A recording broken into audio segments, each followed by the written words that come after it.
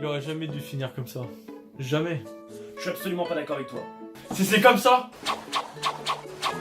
à mon avis, no jutsu.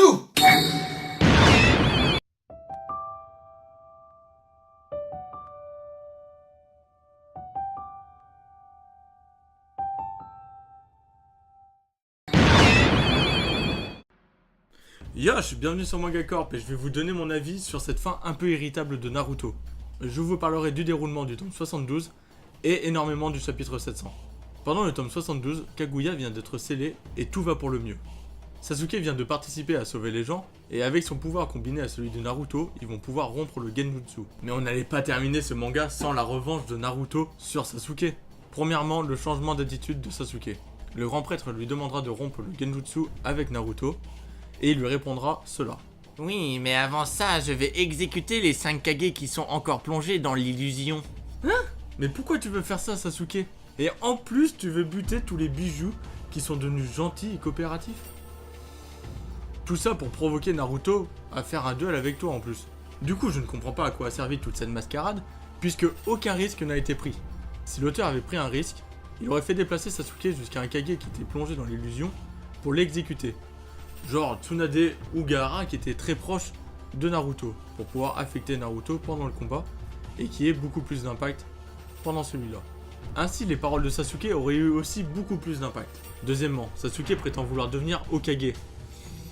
La blague. Il veut juste devenir un bourreau et juge. Le fait d'avoir traité le personnage comme ça perd en crédibilité dans le combat final. Je m'explique. Naruto lui a toujours voulu devenir Hokage. Et cela n'a jamais changé pendant tout le long de la série. Alors que Sasuke, lui, voulait juste venger son clan en tuant son frère. On sait tous qu'après avoir tué son frère et appris la vérité sur le village, il a développé une autre vengeance envers tout le village entier et les Kage en général. Du coup, les opposés étaient toujours présents. Le mal contre le bien. Et ouvrir les yeux de son seul et meilleur ami était toujours la quête de Naruto. Mais là, avec son idée de devenir Hokage, en captant toute la haine du monde sur lui, et en tirant un trait sur le passé, on en viendrait presque à se dire « Oh, c'est peut-être pas con hein, comme idée !» Et là, les opposés bien et mal ne marchent plus. Car Sasuke a juste une vision différente de gouverner, que celle de son frère ou de Naruto. Et en plus, c'est exactement ce que deviendra Sasuke dans le futur. Il sera le Hokage de l'ombre qui protégera le village de tous les dangers.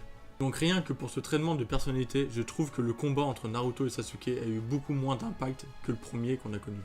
Bon là je chipote, mais Naruto, tu nous saoules. Avec ton multiclonage à toutes les sauces, même Sasuke se fout de ta gueule.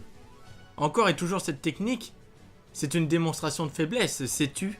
Et avant de parler du chapitre 700, on peut me citer toutes les morts importantes qu'il y a eu dans le manga pendant la guerre? Eh oui, un seul.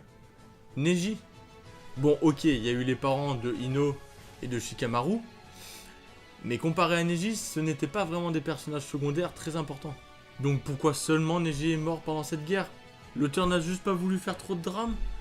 Il a pas voulu prendre de risques? Il a juste préféré tuer des personnes qui étaient déjà mortes. Pourquoi? Franchement, la crédibilité de Guy en prend un coup.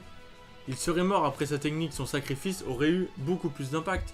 Je ne sais pas, Tsunade aurait pu mourir, ou même encore un des autres Hokage, pour apporter un peu plus de drame à ce combat de titan contre Madara, où on se rappelle qu'il les a totalement défoncés. Si vous en avez d'autres en tête qui méritaient de rejoindre Neji, n'hésitez pas de le mettre dans les commentaires.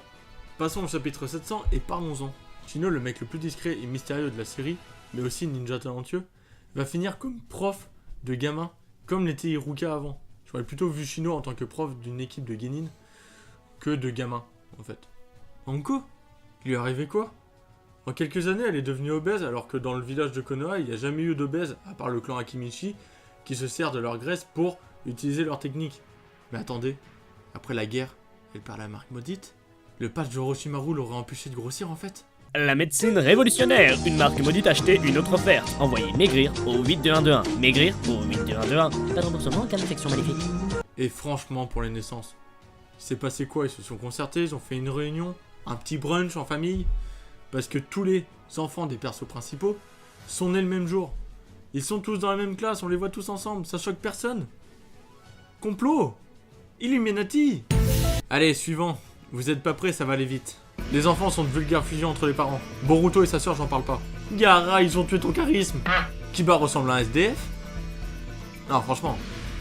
Guy, mon dieu, ils auraient dû te tuer, franchement. Parce que te voir en fauteuil roulant, c'est la pire des choses pour nous. Hein? Onuki, il est encore vivant. Mais il a quel âge? 150 ans. Et Tsunade, elle est toujours plus jeune. Grâce à son jutsu. Arrêtez un peu. Puis Sasuke, j'en parle même pas, il est devenu Daryl de The Walking Dead. Et pour finir, que fout cette ville derrière les visages de Hokage? À croire qu'en une quinzaine d'années, il y a eu 100 millions d'habitants en plus? À moins que cette ville soit celle de My Hero Academia? Et que le père de Midoriya serait... Rock Lee! Rock Lee pas de jutsu? Midoriya pas d'alter? Tout s'explique! Voilà, c'était tout pour cette vidéo. J'espère qu'elle vous aura plu. On se retrouve bientôt pour un nouvel épisode. D'ici là, portez-vous bien. Yosh!